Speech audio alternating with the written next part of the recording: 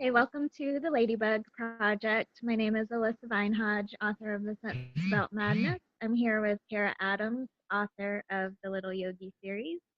And you are tuning in to the Ladybug Project, where every week we are raising awareness for child abuse and sexual molestation. So our mission statement that we are working on and coming up with is to empower the small and silent and to change one life at a time, locally to globally. We may tweak that along the way, but that's what we have so far. So happy April to everyone. April is Child Sexual Abuse Awareness Month and Sexual Assault Abuse Awareness Month. So today we're going to focus on some action that we are doing and positivity and hope for all of you. So we have been talking about developing a clothing line and also a jewelry line that can help us fund some of the work that we hope to do in the future. So, Kara, can you give a little bit of detail to everyone about the difference in the clothing line and the jewelry line and where we'd like to take those eventually? I'd love to.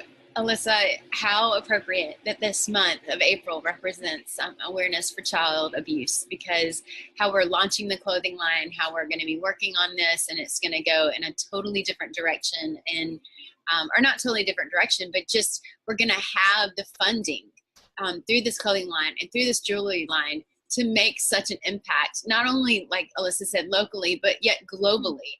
I actually got off the phone with one of my friends that she lives in Mozambique, Africa. And what she does is absolutely amazing. She has been adopting children since she's been there over the past several years and helping kids get out of horrible situations, even prostitution and things like that. So she has one specific girl that has been needing surgery and needed $9,000. And all this time I'm thinking, what can we do to help fund her?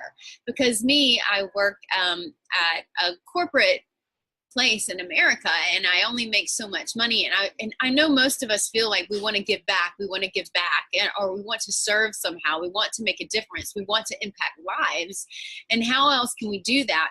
And the other day, it was so cool. I actually got to speak on the phone with Melinda, is her name, and years and years and years ago, she gave me a necklace, and it was just beautiful, and it was handcrafted in Mozambique, and I loved it. I wore it every single day, and one day I lost it.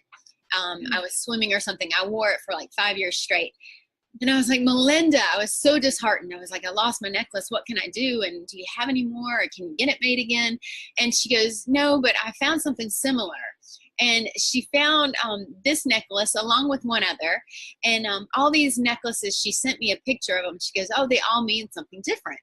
And I was like, I'm so indecisive. There were two of them I absolutely adored. This one is slightly blue, and it represents wisdom.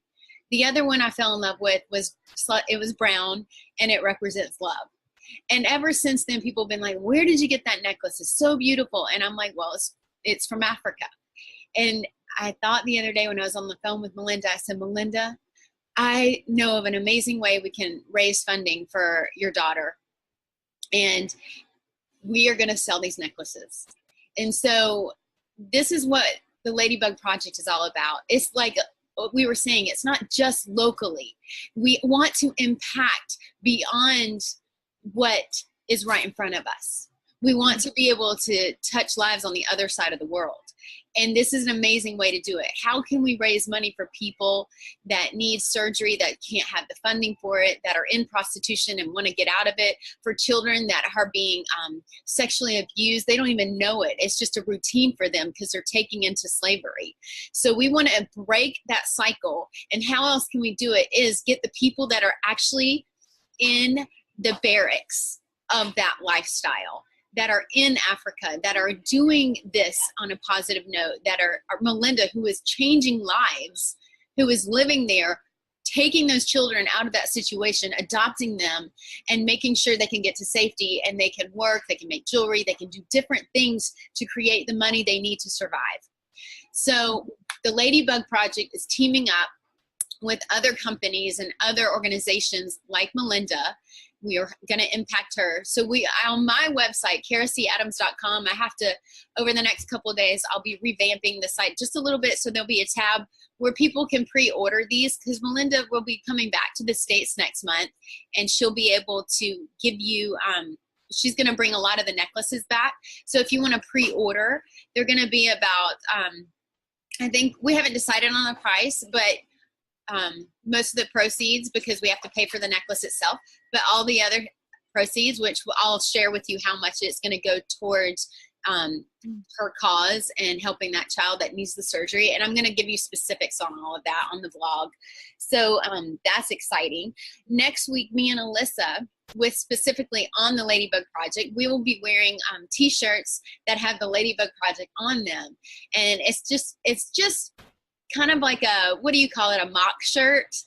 Like just something that's just going to show, okay, this is slightly what we're going to be working towards, just the first shirt, so we can launch and start creating more and more clothing line and let the creativity process take over. And even I was thinking, Alyssa, that we could even get some drawings from children that have been through situations, and we can put them on the shirts, and it'll have the ladybug symbol and all those things. And there'll be more details about the clothing line later on this month.